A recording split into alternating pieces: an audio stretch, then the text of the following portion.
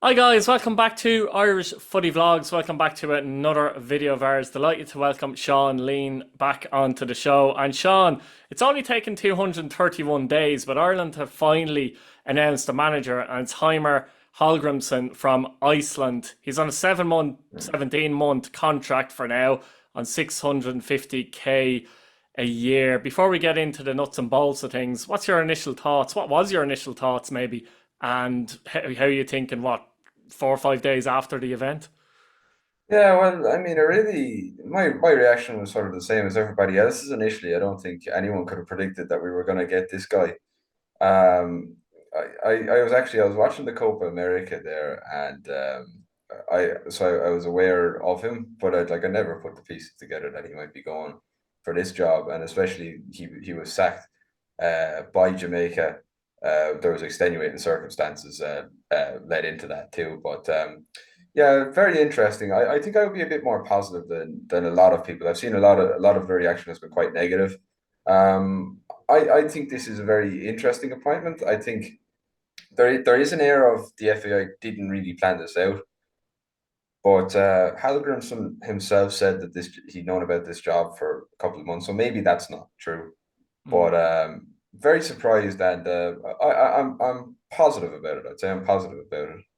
Yeah, I suppose from my point of view as well, it's a case of, first of all, when I heard the news, it shocked me in terms of, because I never heard of the man for a Mm. start. I'd never ever heard of him. So there's always that surprising nature of what's going on here. It's taken 231 days and we haven't even heard of the man. But there's the other point of the situation where we were never going to get, I mean, you see some of them, Jose Mourinho and stuff like that, and you're going, here, lads. But we were never going to get, even to say David Moyes, for me, probably a Sam Allardyce, even believe it or not, people like that were unrealistic and stuff like that. And I don't think there was a point in going for I know a lot of people are saying Asher give it to John O'Shea, but that was more of Asher give it to John O'Shea for the sake of it. But at the end of the day, his experience really is assistant manager at Birmingham. If you look at Heimer's CV, it's quite good and it's pretty decent for underdog type teams. And let's be honest, Ireland are in that exact situation now.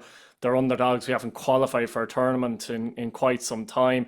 Our playing squad, I think, has progressively got worse since, say, 2016, for example, the last tournament we qualified for. In my view, a lot of big players have left, etc. We've a bunch of young players now. A lot of them, you know what I mean. They're good players. Can they be improved? We don't know. That's something we'll have to see in the future. But yeah, he looks like the type of manager, having looked at press conferences and stuff, that relishes a challenge. And I think he sees Ireland as a challenge. For him, I don't think he's much to lose, actually, going into this job either. That's the other point I'll make. I don't think he's an awful lot to lose. If he doesn't qualify for a tournament, people will just say, anyway, look, we haven't really got the players. We haven't qualified since 2016. But looking at his record, obviously he was manager of Iceland, joint manager of Iceland that brought them to the 2016 Euros, in which they got to quarterfinals beating England. But then he was manager solo of Iceland for the World Cup. So he brought them to the World Cup himself. Um, then Jamaica bringing them to Copa America, and Jamaica wouldn't be a great squad either. They're very much an underdog side in the South America, say, region, so to speak. You know what I mean? Even though they're in the Caribbean, but he's managed a team over in Qatar as well for 3 years. Hard to judge that, but the biggest thing I saw, actually, funnily enough, when I was doing the research, was the fact that the first time he managed on Irish soil was a 2-0 defeat in the Europa League against St Patrick's Athletic for IBV. And I thought that was interesting because, you would.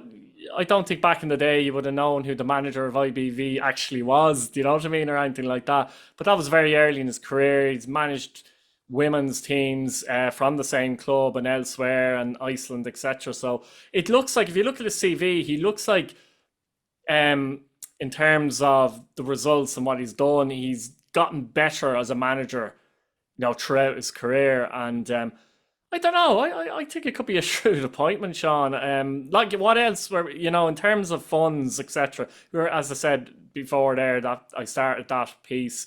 We were never going to get a semi big name manager. So why not look at something and do a bit of research, and look at a manager that maybe can do a job with a squad that are pretty much underdogs. Let's be real. Mm. Yeah, I mean, yeah, it's exactly that. I think, to be honest, I'm happy as well that we've gone outside the mold of going for say lower league English managers. Because I think when you get that, you're kind of you know what you're getting. You're getting a style that's effective, let's say, but Mm. it has a very low and definite ceiling, and I don't think it would have brought I don't think it would have brought us forward in any meaningful way. I think the benefit to having such a for Ireland being at such a low ebb at the moment is that any manager can come in. Hallgrimsson can come in and he can sort of put his own style on the team. He can do what he likes with them basically. He did Mm. something similar. I mean, I think I went back and I looked at the squads that he took to the Euros, to the World Cup, and I think that they're certainly less impressive on paper than what he has now. He like the standout player for Iceland at the time was Gylfi Sigurdsson, who was playing for Cardiff, so lower end of the table Premier League team, which sort of describes Ireland's best players at the moment. And then, other than that, he was taking players from the Scandinavian leagues, and he had fellas playing for Swedish league teams, and I remember Cork beat a team in the Swedish league, Europa League, that year. And there was a lot of Dundalk pushed Rosenborg very close in the Norwegian league. They had a couple of players up there and a couple of players in the Danish league as well. So I think that yeah, as you said, this is the kind of it's a good fit in that sense. Mm. He's got players that are even a bit better, I think, than that, or at least playing at a higher level. Mm. And And at an on the age where you feel they could get better, like, that kind yeah, of I mean, I think a lot again. of Ireland's most exciting players at the moment are quite young. Mm. The likes of Jake O'Brien or even Troy Parrott is not that Mm. old, Evan and Ferguson, of course, who Evan Ferguson, plays of at that. course, yeah. Yeah, But I mean, he's almost too good of an example because he's actually playing Premier League football at the yeah, moment. yeah. But yeah, I mean, there's lots. I mean, I have a lot of players like who I think I'd like to see him introduce. And of course, he's talked about the League of Ireland as well. And interestingly, coming from he come from a domestic league background himself. It'd be very interesting if he does manage to implement his ideas that he has for sort of a League of Ireland team. Mm. I think the other point is as well, he's going to be based here in Ireland as well, which I think Mm, is crucial, really. And he's already been at Daleyman Park, actually, mm, and Tolka Park for the European mm, tie as well. Now, a lot of people might look at that and say, it's a bit of a token gesture because there's no other football to watch. Maybe it is, maybe it isn't, I don't know. But he has looked at possibly doing some kind of a League of Ireland Irish camp, so to speak. I believe he done similarly, didn't he, in Iceland and mm. Jamaica outside the international windows and Yeah. had a look at players there. Now, you're a massive League of Ireland fan, I am as well. It's Mm, great to see that, but it is difficult to see many, say, League of Ireland players in yeah. reality breaking into the Irish Mm, squad unless they move to England or whatever. Like, you know what I mean? mm, You don't see many players in the Irish squad that are League One, let's say, and if you do, they're there fleeting, if you get me. And realistically, League One is a higher level than the League of Ireland, if we're honest about it. So it's unlikely there'll be obvious players from the League of Ireland who'll go over to England and eventually get into the Irish squad. But it's unlikely, I think, that players currently playing their trade in the League of Ireland get in. But still an interesting concept nonetheless, isn't it? I think so. I've looked at leagues around the world, and this is not an uncommon thing for countries around the world to do. I mean, you've mentioned that Hallgrimsson has done the same thing in Iceland and in Jamaica. Algeria are another team I think that does this. Japan do it as well, where they have entirely domestic-based squads for certain tournaments, maybe the Olympics or maybe just playing in regional tournaments. Mm. Um, but it gives the domestic league players something to aim for, and it exposes them to a higher standard of playing than they would otherwise get. So I think I'd be all for it because, as you said, it's we'd like to see League of Ireland players in the national team squad, but at the end of the day, it's very unrealistic that somebody, even like say, who's going very well in the league now, Mark Coyle, let's say, it's very unlikely that he would even like make the step up to be playing against say England in September. Mm. Like there's even players, without going too far off track, there's players, let's say, in the Scottish Premier League that haven't been getting near the Irish squad, for Mm, example. So if you look at that as well. yeah. But interestingly, he mentioned how they need to go back to basics, and he mentioned the fact that international football is obviously different to club football. We all know you Mm, don't get as much time with the players, but he seemed to kind of suggest that. you need a very basic approach at the beginning because of that fact. And he's talked about organization and being compact, etc. before you say you do the fancy stuff. Now under Kenny, we probably did try to do the fancy stuff, Mm. etc., first. But then again, that was kind of what he was kind of told to do as such. Mm. It was kind of brief. Let's be honest about it. Yeah. But look, I do agree with that as well, Mm. and Ireland have always done better when they've been a backs to the wall team anyway, even in the Mm. past when they've had better players. It's just in our nature, isn't it? We're an underdog nation really in general, aren't we? So it's Yeah. just in our nation. So I suppose that's no surprise that he's mentioned that, I suppose. Mm. No, I mean it absolutely is. I mean, I think back to for instance, beating Wales away to send us to the playoff for the World Cup in Russia, and beating Italy 1-0 in France and things like that. Those are the games that Ireland really excel in um, it's about how much pressure you're under at the time, Mhm. and you don't necessarily have to you don't have to be sticking 10 men behind the ball and lumping it up to a big forward. Like, in the game against Italy, even we took the initiative and went after them. So but I don't think people would some people might be a bit skeptical about that because they think it means Route One football. It doesn't have to No. mean that. But yeah, I think whether it was the players didn't respect Kenny or whether it was the fact that Kenny couldn't get that out of the players, Mm. I think that fight did disappear in those years. Do you think there's a Uh, possibility that the players won't respect Heimir because they don't know who he is? Is that a possibility as well?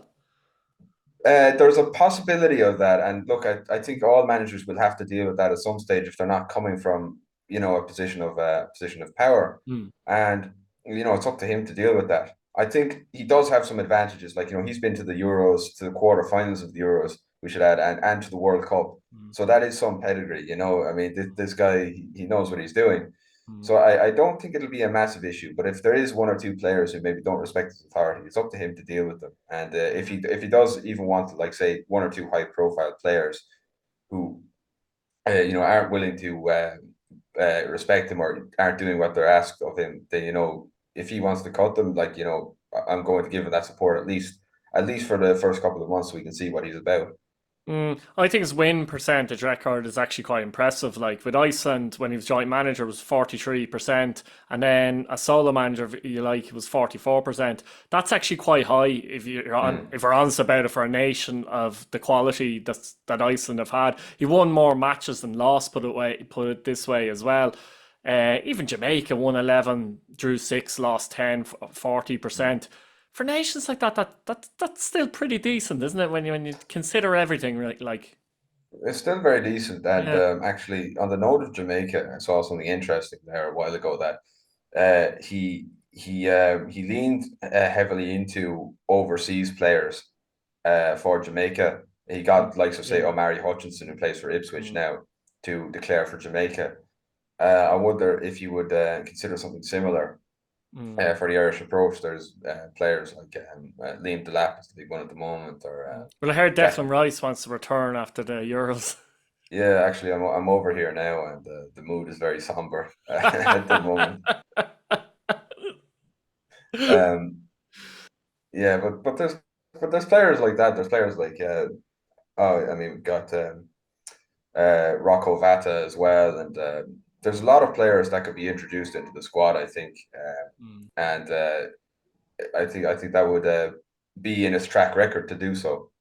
Yeah, it seems you mentioned that as well. He has spoken that he basically spoke to John O'Shea and he would like to have John O'Shea in the setup because he was Mm, talking about some of the knowledge. I think John O'Shea could be good in that role. Actually, we mm, don't know as of now whether he's going to accept the role, but he does want someone with the knowledge of basically the players and I suppose players like you mentioned, etc., etc. mm. Be interested to see if John actually takes that. I'd like him to take that role, if I'm honest with you, and obviously Heimer would like him to take the role. Should So, so. that could be important too. He seems to want an Irish base coaching team, so to speak. Yeah, I think so, and I think that's important because he's coming. He's sort of admitting that he doesn't really have a complete knowledge Mm. that say an Irish person would have of the Irish football scene. Mm. At And least there's he's nothing not wrong telling with that. lies and just bullshitting the No, usual no, way. You know the way there's they usually nothing. do that. Oh yeah, we know everything, and at least But I he's mean, honest. like, yeah, you have an assistant manager for a reason, like, Mm. to assist you in the job. So I don't see any problem with that, No. and as I think as you said, I think John O'Shea would be really good at that role. I think he's proven that he can be good at that role. So I'd certainly support it if he did get that job. Mm. The only disadvantage he has coming in is the fact he's had no, friendlies leading up to the Nations League. Of Mm, course, England's the first match, but probably yeah, another reason why he wants John O'Shea in because obviously he was overseeing the recent friendlies as well. yeah. So that is a big disadvantage, I have to say. But then again, if you want to really look at the long term, and this is the man that they really Mm, wanted before Jamaica got knocked out, I mm, don't think they could deviate away from that in that yeah. scenario. No, no. I mean, look, the money is tight at the FAI, and they couldn't afford to buy him out of his contract, especially not before a major tournament. And I think, yeah, look, if it was the case that this was planned for a while, then there's nothing else that could be done about it. Look, we'll just have to accept that's the way it is. I agree with you. All right, it's not ideal, especially not because this does go away. I mean, the chances are England are going to qualify for the World Cup through their qualifying group. Mm. Um, but if we finish second in this group, uh, we'll be in with we'll go to the Nations League playoffs for the World Cup. So you've got 2 games Two really, chances. Yeah. 2 chances really, like and whatever your team is, like you take 2 games to get to the World Cup. So Mm. I think it's not ideal. It's really not ideal that he has so little time to prepare for. But that's just it. Mm. Absolutely. Look, Sean, thanks for coming on. Guys at home, let us know what you think in the comments. Some interesting points made, particularly from Sean, not from me, of course, though. But subscribe to the channel. We'll see you later.